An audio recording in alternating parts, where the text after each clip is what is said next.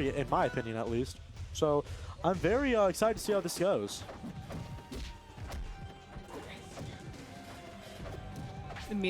Solo immediately getting percent on Sabin. Getting first blood there, that's very noticeable.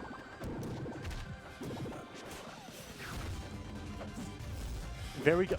Using Jules Veil's platform there to recover. So the unique thing about Jules Veil platform, for those who are uninitiated, it moves from side to side on the stage.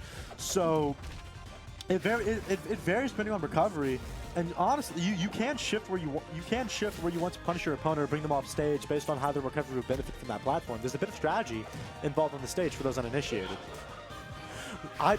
The setup from the bubble recovery was crazy. Yeah, I didn't know you could tongue the platform there. Oh.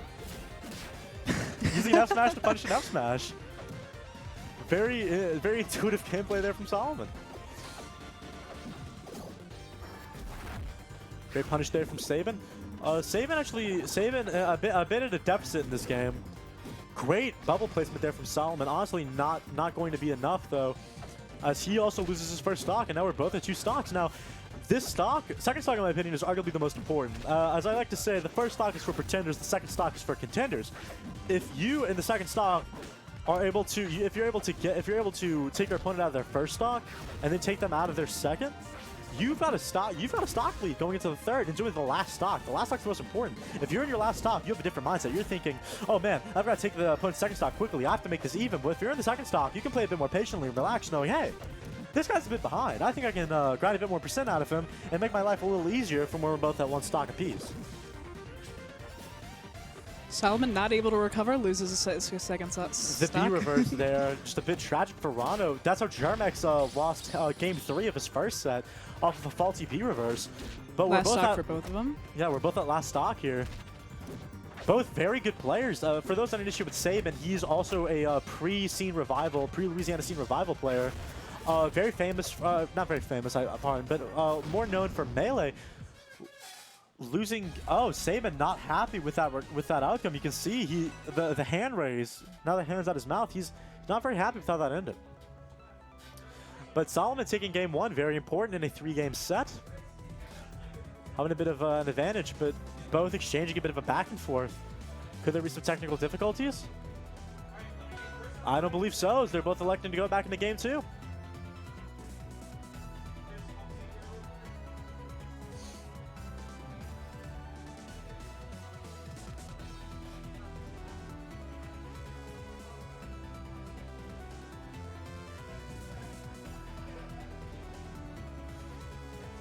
This is honestly, okay, I don't care if you say you don't want a stage check overlay. It gives it names, and it's a lot more noticeable what stages are which, because in that small little overlay, it's not really too hard. It's a little hard to see. I'm actually a big fan of this overlay. I don't know about you personally. I'm a huge fan of the overlay. I think it looks great, especially whenever I was watching out there on the TV.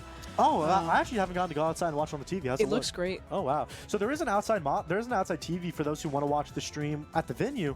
There's a big old TV with the stream setup with a stream overlay on it, and apparently it looks good.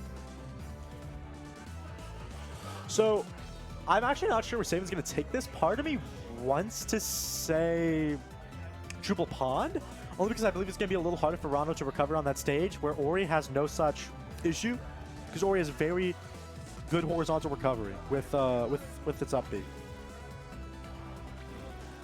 Are we going to go see Fire Capital?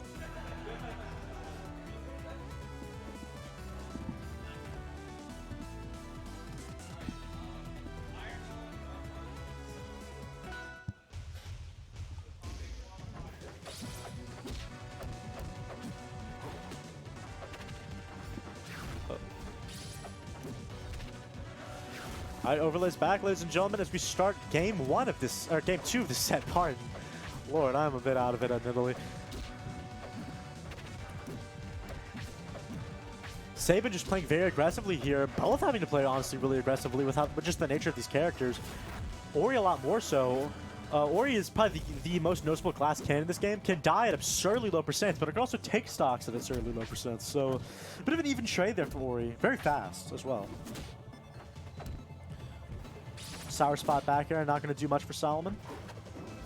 As he's in an Adriani position, Sabin not DIing that great, and that's going to be the end of the first stock for Sabin.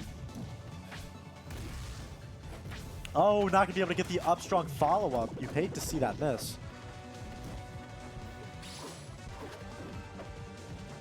Sabin able to avoid the poison darts though and recover. Very important, especially if Ranno's able to trap you in his bubble. You'll be in there for a bit longer if you got a bit more poison on you.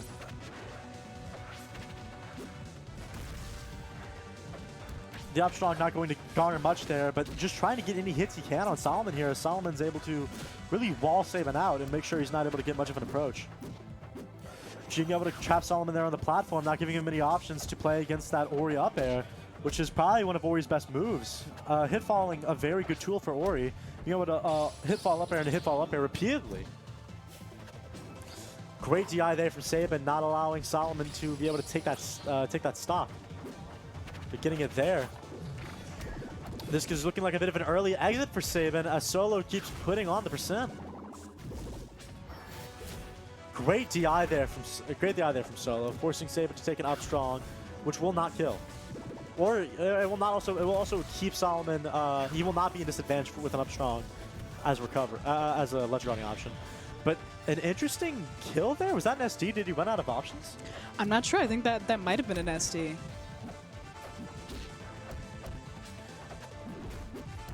Just great aggression here from Solo. He's got Sabin at disadvantage. Ori in disadvantage is a bit troublesome for Ori with Ori's very predictable recovery. Very dangerous for Sabin. And that's strong. That's going to end. Whenever you see that Galaxy, whenever you see that screen purple, you know the game's over. Is that the end of the set? Yep. And that's the end of the set, ladies and gentlemen.